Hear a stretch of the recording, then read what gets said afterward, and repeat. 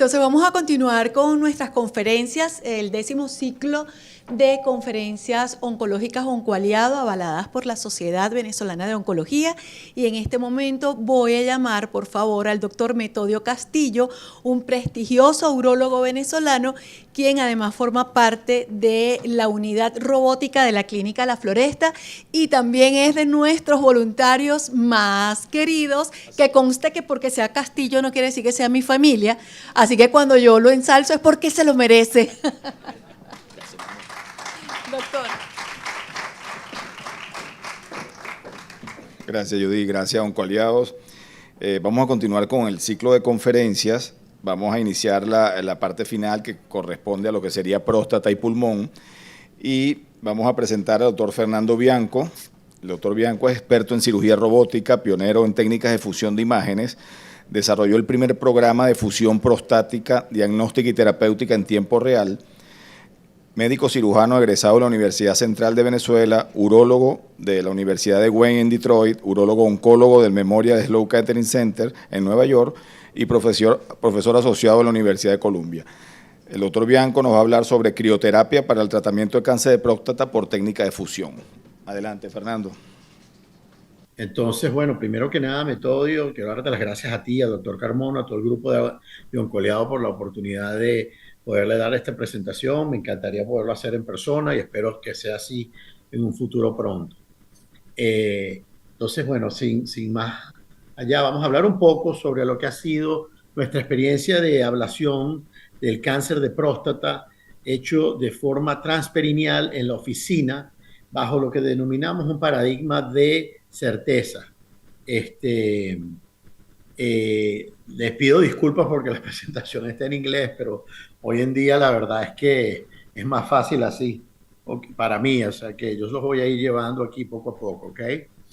Estos son mis disclosures, pues mis responsabilidades. Yo sigo como investigador principal de varias compañías y de consejero pues, de compañías como Imagine Medical, Francis, Elesta, AngioDynamics, y hay una compañía que yo fundé que se llama Focalix, que está en el área de la fusión. Entonces, ¿cuál es la racional o cuál ha sido nuestra racional para la terapia focal? Y esto lo vamos a dividir en 5 segmentos. ¿Por qué consideramos que era necesaria? ¿Cuáles son nuestros pilares? ¿Cómo lo hacemos? ¿Y por qué en la oficina? ¿Qué es lo que nos está diciendo la data o la información, los resultados?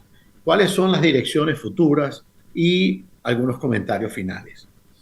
Así que comencemos por la pregunta de por qué era necesaria. Bueno, el proceso para nosotros de terapia focal comienza a raíz de las publicaciones iniciales del estudio escandinavo, el que se llamó el SPSG, el estudio donde 80% de estos pacientes randomizados en el estudio sueco, observación versus prostatectomía radical abierta, eran pacientes que tenían enfermedad palpable de la próstata, es decir, un T2 o más.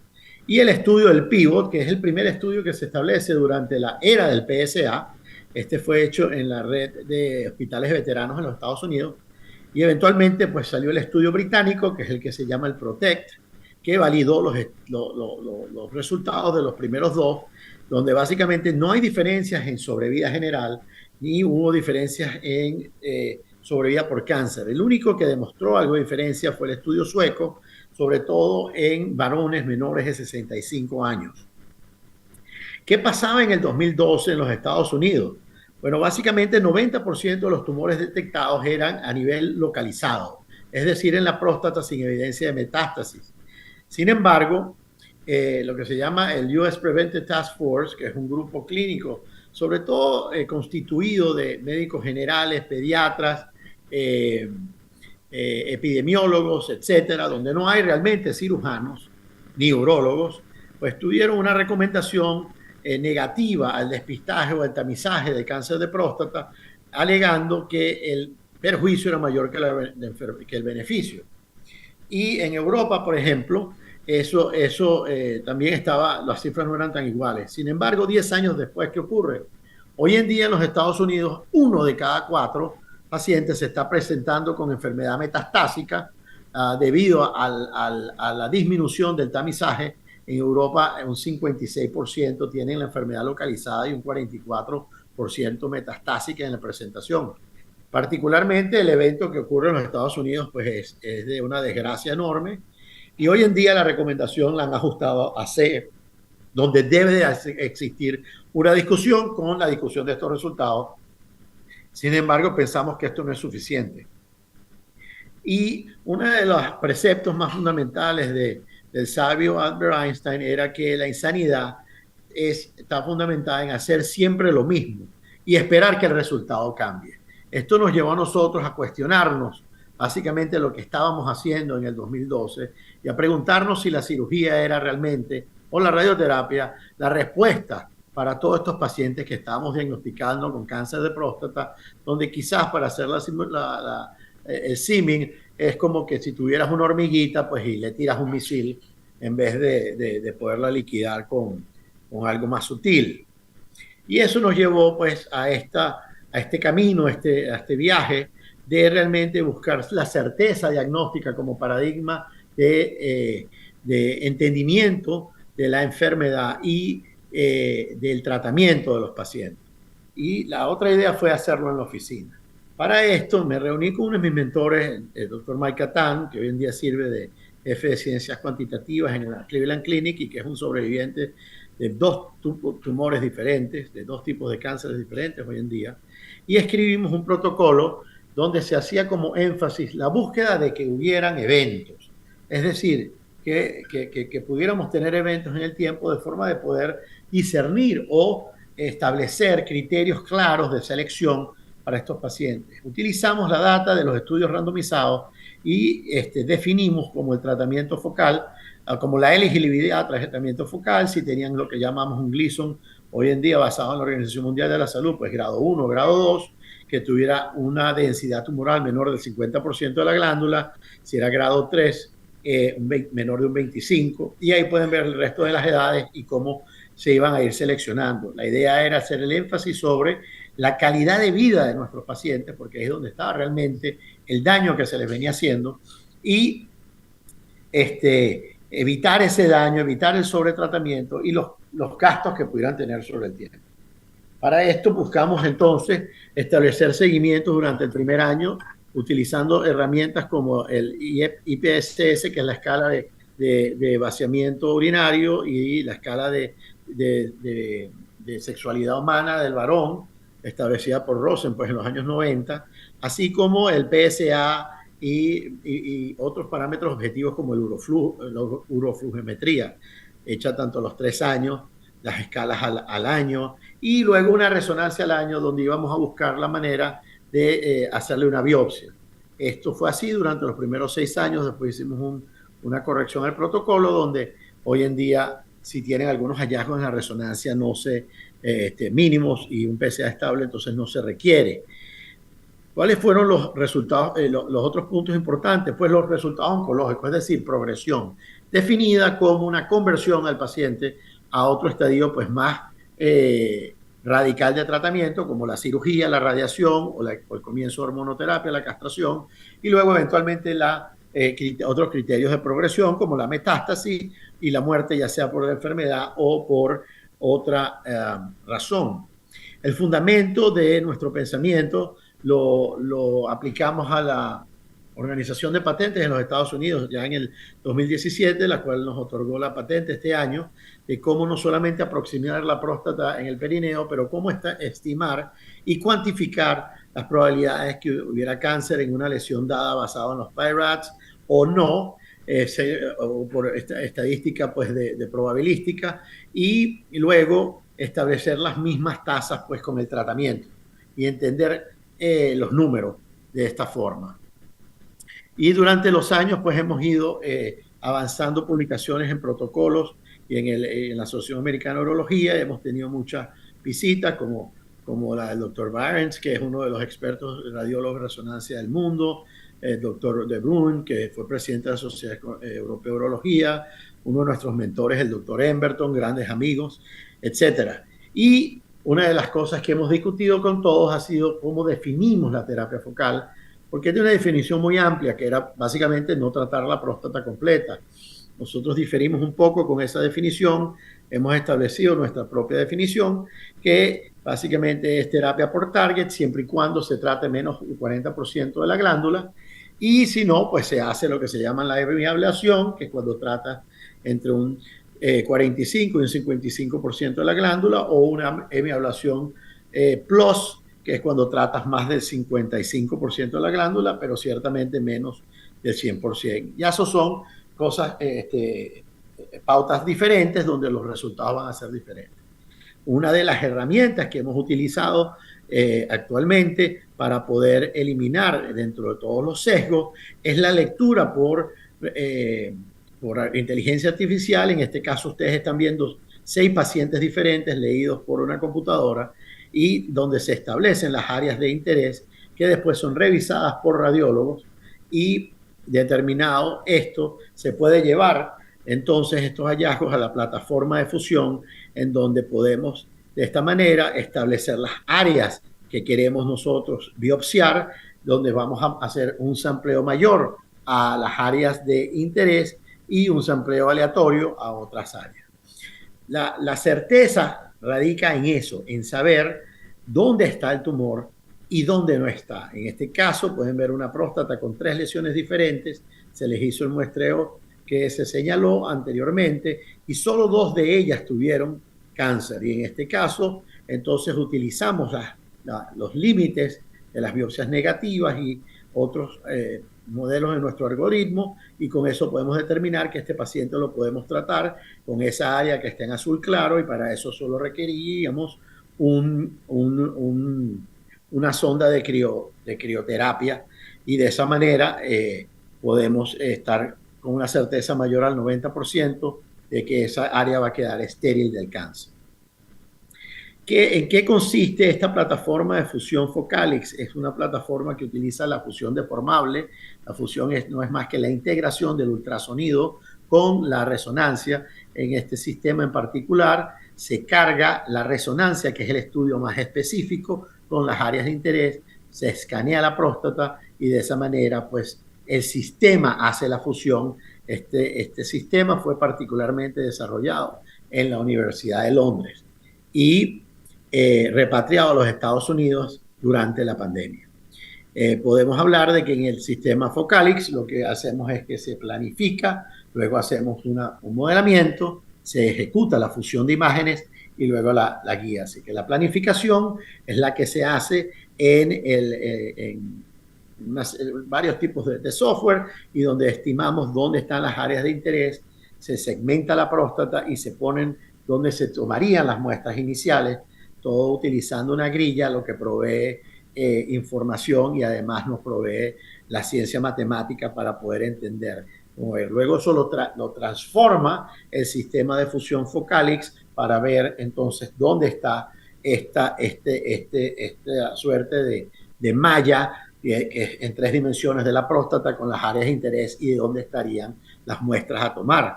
La fusión pues comienza por escanear la próstata y luego delimitar el ápex, la base y los bordes de la próstata y eso se lleva a la guía en tiempo real donde podemos ver la próstata y cómo obtenemos la muestra en donde tenemos establecidos los targets de la resonancia. Una vez que esa muestra es analizada y se identifica la patología, en este caso, por ejemplo, un paciente de 54 años, un PSA bastante bajo, potente, con buena función urinaria, pero un Gleason 3+4, el 60% de esa área, pues se determina cómo lo vamos a tratar, en este caso con crioterapia, aplicando pues los targets que están definidos ahí. Ahí pueden ver cómo estamos avanzando la sonda y luego en tiempo real monitorizamos el enfriamiento. Y eso nos permite ver cuáles son las áreas que estamos destruyendo y nos permite mantener una perspectiva a medida que el órgano se puede ir distorsionando por la energía que estamos utilizando. O sea que ese es el pilar. Hoy en día utilizamos esa energía para, ese tipo de fusión para hacer crioterapia, que es terapia por frío, para hacer terapia con calor, con láser o con electroporación, con electricidad. ¿Qué nos está diciendo la data? Bueno, a medida que ha pasado el tiempo, aquí pueden ver cómo han ido creciendo el número de biopsias y de tratamientos desde el 2014, y como esto es sencillamente uno de los primeros pacientes que tratamos, y cómo es la dinámica de su PSA y cómo ha ido cambiando en el tiempo. Pero básicamente lo que pueden ver es que hay una normalización. Este es un paciente que al año tuvo una biopsia negativa, mantuvo su función urinaria y sexual, y luego desarrolló problemas urinarios que requirieron una resección transuretral. A finales del año pasado ya habíamos tratado casi 1.500 pacientes, de los cuales casi 1.100 pues eran por tratamiento por fusión de target, donde el averaje medio de tratamiento es 25% de la glándula, y ustedes pueden ver los resultados basados en aquí pues es la tasa, la libertad de conversión a cirugía o radiación o hormonoterapia, cualquiera de estos eventos, de acuerdo a los BI-RADS en el lado izquierdo y de acuerdo al Gleason del lado derecho. Interesantemente, realmente ha comenzado una demarcación entre el Gleason 4 más 3 y 3 más 3, pero más de un 75% de estos pacientes durante ya un periodo pues, de 5 años están libres de otros tratamientos. Hicimos incluso un análisis más exhaustivo donde se cuantifica la probabilidad de morir de otra causa versus la de progresión, y pueden ver que la probabilidad de progresión en todo el cohorte es de casi un 15% y de morir de otra causa ya casi un 10%.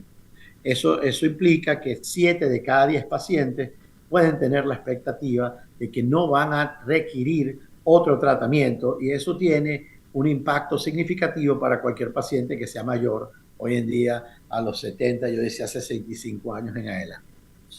¿Cuáles son las direcciones futuras? Bueno, una de ellas fue evaluar el tratamiento por láser, el cual durante la década del 2010 al 2020 se comenzó a realizar y a popularizar dentro de las resonancias, es decir, dentro de la caja de la resonancia. El radiólogo intervencionista pues coloca las fibras de láser, las tiene que reposicionar, y en ese sentido esto lo comenzó realmente el grupo de John Feller en Palm Springs, California, y Eric Walser, que trabaja en Galveston, Texas, parte de la Universidad de Texas, uno de sus primeros fellows.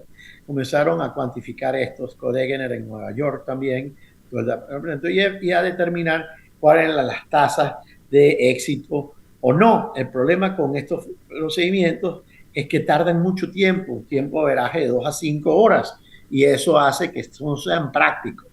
Así que una de las labores que nos encomendamos a hacer en la pandemia fue sacar el láser de la caja y ver si se podía hacer con nuestro protocolo de bloqueo perineal en la oficina, pues en la clínica. Y para esto escribimos un ensayo clínico en el cual reclutamos pues a 20 pacientes en un estudio fase 1 de tolerancia, donde enrolamos varones de 50 a 80 años con volúmenes prostáticos entre fundamentalmente 20 y 100 cc, de estos Gleason, estadio clínico. La verdad es que todos los pacientes tuvieron Gleason grado 2. Al final del día, esto demuestra un poco cómo hacemos el bloqueo local, utilizando pues ese spray que es muy frío y quita la sensación de la inyección inicial. Se infiltra el perineo de forma superficial a ambos lados del rafé, y luego se pone el stepper con la gradilla, y con eso hacemos la infiltración de los paquetes neurovasculares y bajamos el recto.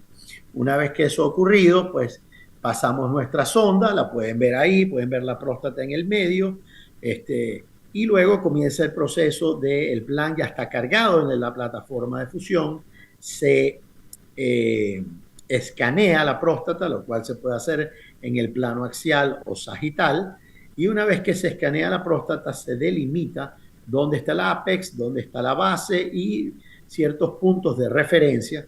Y una vez que hemos tenido suficientes puntos de referencia, pues registramos lo que se llama el modelo. Ven cómo se pone el botón en naranja. Eso nos permite registrar el modelo, que es lo que hace el sistema, y ahí pueden ver la concordancia o el corregistro o la fusión de la resonancia con el ultrasonido. Y luego nos vamos entonces desde un plano transversal o axial al plano sagital, que es como vamos a colocar la fibra de láser y la vamos a ir movilizando, y ahí el panel a la izquierda abajo nos va a decir dónde deben de ir esas coordenadas en la gradilla. Y en este caso estamos poniendo esta que dice C3.0 y pueden ver que se coloca exactamente en el área que queremos estar. Se pasa primero el obturador con un trocar, y luego se remueve el obturador y se avanza la fibra de láser y se comienza a aplicar el tratamiento. Aquí pueden ver la fibra arriba, el termorregulador abajo, y en el caso del láser, esta ablación emite un gas, que es la vaporización del tejido, y ahí lo que vemos en el ultrasonido es básicamente la difusión de ese gas. Aquí estamos colocando la fibra en otro lado, pueden ver pues esa fuente de energía, cómo se conduce y cómo se crea esa suerte de efecto de nube, que es lo que como termina de estar delimitada el área fusionada. Una de las principales preguntas de este ensayo era si lo que hacíamos con el sistema de fusión realmente lo obteníamos con imagen. Así que el protocolo estima que se le hacían una resonancia inmediatamente después del procedimiento, al mes, a los 3 meses, a los 6 meses en la mitad del cohorte y al año.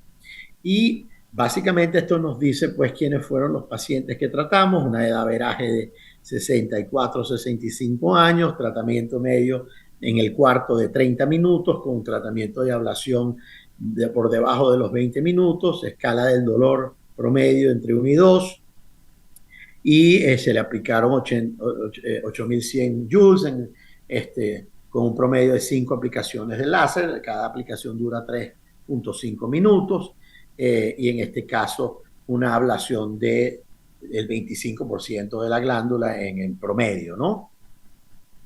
Entonces, ¿cuáles son las observaciones iniciales? Bueno, tuvimos un paciente que desarrolló una retención crónica que duró más de 30 días, requiriendo una resección transuretral eventual, y a los 3 meses, 17 de los 20 pacientes ya tenían relaciones sexuales con eyaculación, y no tenemos pacientes que hayan tenido incontinencia, y 15 de los 20 pacientes han tenido mejoría sustancial en su capacidad urinaria. Aquí podemos ver el ejemplo de 2 pacientes. Uno fue el que les puse en el video, cómo se veía la resonancia inmediatamente y luego al mes. Como ven, esa es un área de necrosis coagulativa que se va absorbiendo, y ven cómo va la regresión del área destruida y cómo se hace más pequeña, por supuesto, la próstata. Y aquí lo podemos ver con un paciente tratado en el lado izquierdo. Hay un delta entre el tratamiento, entre la resonancia inmediatamente después versus la inicial, de casi un cambio del 80%, eso es por la hinchazón, pero ya a los 3 meses podemos ver que el área de tratamiento se ha disminuido muchísimo, y el volumen de la próstata también. Así que, ¿cuáles son nuestros comentarios iniciales? Es que el caso para la ablación parcial de la próstata está fundamentado pues en el tumor del índice. Sin embargo, se pueden tratar varios tumores, o sea, se puede realmente manejar la multifocalidad que está asociada al cáncer de próstata, que representa 80-90% de los casos. La energía, pues, va a depender mucho del operador, y en esto yo creo que la fusión nos ayuda a equilibrar las reglas del juego, y la idea es que se preserva la calidad de vida de los pacientes sin quemar ningún puente. Las opciones de cirugía, radiación o tratamiento completo de la próstata está ahí para aquellos que lo requieran, pero hoy en día sabemos que en los primeros 7-8 años va a ser menos del 10%. Así que cuando hablo con mis pacientes les digo que yo estoy confiado que el área donde está el tumor va a ser destruida, que no vamos a destruir ningún puente, o sea que todas las opciones van a estar abiertas, que la calidad de vida en vez de disminuir va a aumentar, va a mejorar, que pueden resumir sus actividades cotidianas en una semana, y les estreso que el seguimiento es crítico, que la remisión no es igual a cura, y que hay que estar pendiente con estudios imagenológicos y hay muchos de ellos hay que hacerle la biopsia al año.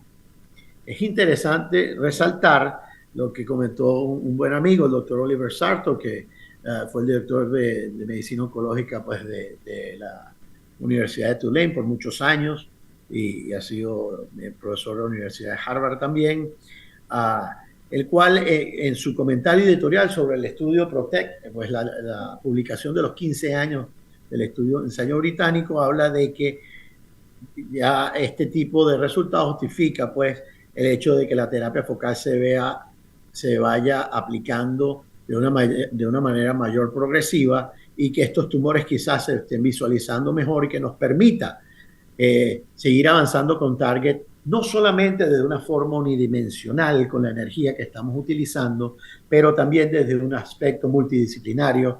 Y yo estoy convencido que la combinación de drogas, ya sean hormonales o inmunoterapéuticas, junto con la terapia focal, va a ser definitivo. De hecho, en ese sentido, estamos haciendo un ensayo donde incorporamos la terapia neo-hormonal antes de comenzar la crioablación en pacientes de alto grado, en vez de mandarlos a radiación. Quiero terminar con la historia, no sé si la conocen, de Blockbuster con Netflix. Cuando comenzó Netflix en el año 2000, que tenías que tener una suscripción por CD, Blockbuster, bueno, ustedes se puedan recordar, en Caracas habían por todos lados también, y era, por decirlo así, la tecnología dominante, al punto que Netflix trató de venderse a Blockbuster y Blockbuster lo rechazó.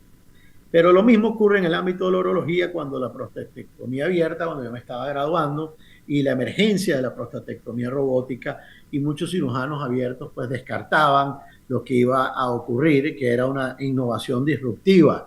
Y así, pues como Netflix subió y Blockbuster desapareció, la prostatectomía robótica pues hoy en día es el estándar, sino la laparoscópica, y la prostatectomía abierta pues en países desarrollados ha ido a su menor expresión. Yo siento que hoy en día pues las innovaciones alrededor del robot ya son pues mínimas, que si en vez de usar 3 brazos baja un brazo, que si ves de esta manera o ves la otra. Lo cierto es que al sacar la próstata hay efectos adversos que son independientes a cómo la sacas, son más dependientes o relacionados con esa anatomía que es muy complicada en esa área donde hay nervios, y el mismo hecho de separar la próstata causa neurotrauma.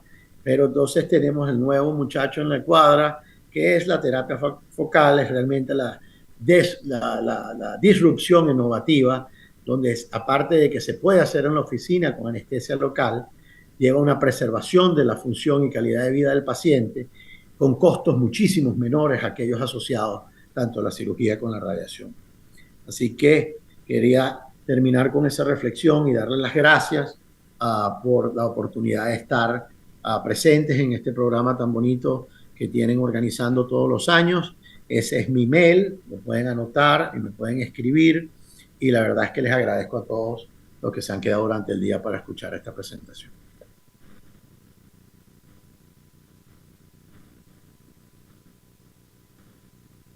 Muchas gracias, Fernando. De verdad que siempre es un gusto oír tus presentaciones.